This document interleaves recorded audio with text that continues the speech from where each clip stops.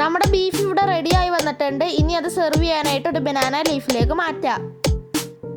ഇന്നത്തെ നമ്മുടെ ഡിഷ് ഒരു ബീഫ് ഫ്രൈ ആണ്. അപ്പോൾ വീഡിയോയിലേക്ക് കടക്കുന്നതിന് മുമ്പ് ആരെങ്കിലും എൻ്റെ ചാനൽ ഇതുവരെ സബ്സ്ക്രൈബ് ചെയ്തിട്ടില്ലെങ്കിൽ പ്ലീസ് സബ്സ്ക്രൈബ് ആൻഡ് സപ്പോർട്ട്. തൊട്ടടുത്തുള്ള ബെല്ലൈക്കൻ ഞെക്കി ഓൾ എന്ന ഓപ്ഷൻ എനേബിൾ ചെയ്താൽ മാത്രമേ ഞാൻ അപ്ലോഡ് ചെയ്യുന്ന പുതിയ വീഡിയോയിലെ നോട്ടിഫിക്കേഷൻ നിങ്ങൾക്ക് യഥാസമയം ലഭിക്കുകയുള്ളൂ. പറഞ്ഞ് ബോറടിപ്പിക്കുന്നില്ല, നേരെ വീഡിയോയിലേക്ക്. ഇതിനായിട്ട് 1 kilo beef clean cut and drain ചെയ്തെടുത്തിട്ടുണ്ട്. ഇത് നമുക്ക് പ്രഷർ കുക്കറിലേക്ക് ഇട്ട് കൊടുക്കാം. ഒട്ടും വെള്ളമില്ലാതെ നന്നായിട്ട് ഡ്രെയിൻ ചെയ്തിട്ടിടാം. ഇനി ഇതിലേക്ക് ആവശ്യത്തിന് മഞ്ഞൾപ്പൊടി ഇട്ട് കൊടുക്കുക. 2 ടേബിൾ സ്പൂൺ മല്ലിപ്പൊടിയും മുളക് പൊടിയും ചേർത്ത് കൊടുക്കുക. 3 ടേബിൾ സ്പൂൺ മീറ്റ് മസാലയും ആവശ്യത്തിന് ഉപ്പും കൂടി വിതറി കൊടുക്കുക. ഇത് നന്നായിട്ടൊന്ന് മിക്സ് ചെയ്ത് കൊടുക്കുക. കുറച്ച് പച്ചവെളിച്ചെണ്ണയും കൂടി ഒഴിച്ചു കൊടുക്കുക. അപ്പോൾ മസാല പെട്ടെന്ന് പിടിക്കും.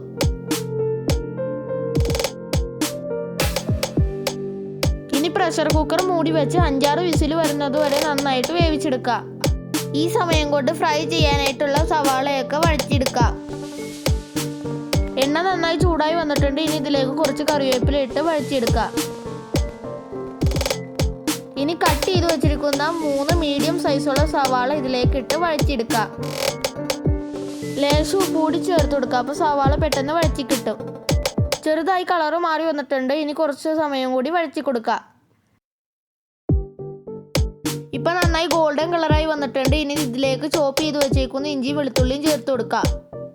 പച്ചമണം മാറുന്നവരെ നന്നായിട്ട് വഴറ്റി കൊടുക്കുക. ബീഫ് ഓഫ് ചെയ്ത് വെച്ചിട്ടുണ്ട്. അതിന്റെ പ്രഷറൊക്കെ പോയാതെ നോക്കാം.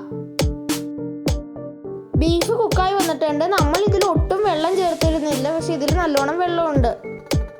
ഇനി നമുക്ക് ഈ ബീഫ് ഈ ഗ്രേവിയിൽ ഡ്രെയിൻ ചെയ്തെടുക്കാം.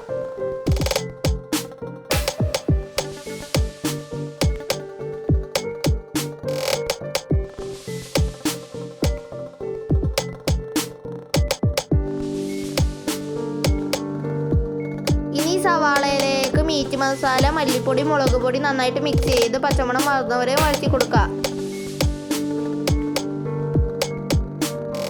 ഇനി ബീഫ് കൂടി ആഡ് ചെയ്ത് നന്നായിട്ട് ഫ്രൈ ചെയ്തെടുക്കാം. ഫ്ലെയിം ഏറ്റവും ലോയിലാക്കിയിട്ട് വേണം ഇത് ചെയ്തെടുക്കാൻ. ഏകദേശം 1 മണിക്കൂറെങ്കിലും എടുക്കും ഇത് നന്നായിട്ട് ഫ്രൈ ആയി കിട്ടാൻ. ഇടയ്ക്കിടയ്ക്ക് നന്നായിട്ട് ഇളക്കി കൊടുക്കണം, അല്ലെങ്കിൽ അടിക്ക് പിടിക്കാൻ ചാൻസ് ഉണ്ട്. ചെറുതായി നമ്മുടെ ബീഫ് ഇപ്പോൾ ഫ്രൈ ആയി വരുന്നുണ്ട്. ആ കളറൊക്കെ ചേഞ്ച് ചെയ്തിട്ടുണ്ട്. 20 മിനിറ്റ് കഴിഞ്ഞ് നോക്കിയപ്പോൾ ബീഫ് ഇതുപോലെ നന്നായിട്ട് ഫ്രൈ ആയി വന്നിട്ടുണ്ട്. ക്വാണ്ടിറ്റി അതുപോലെ നേരെ പകുതി ആയിട്ടുണ്ട്. ഇനി നമുക്ക് സ്റ്റൗ ഓഫ് ചെയ്ത് സെർവിങ്ങിലേക്ക് കടക്കാം. ഇതിനായിട്ട് ഞാനിവിടെ ഒരു ബനാന ലീഫ് സർക്കിളിൽ കട്ട് ചെയ്ത് വെച്ചിട്ടുണ്ട്. ഇതിലേക്ക് ഇട്ട് കൊടുക്കാം. എല്ലാവർക്കും ഈ വീഡിയോ ഇഷ്ടപ്പെട്ടെന്ന് വിചാരിക്കുന്നു. അപ്പോൾ എല്ലാവരും ട്രൈ ചെയ്ത് നോക്കണം. നിങ്ങൾ ഇതുവരെ എൻ്റെ ചാനൽ സബ്സ്ക്രൈബ് ചെയ്തിട്ടില്ലെങ്കിൽ please subscribe and support. Thank you.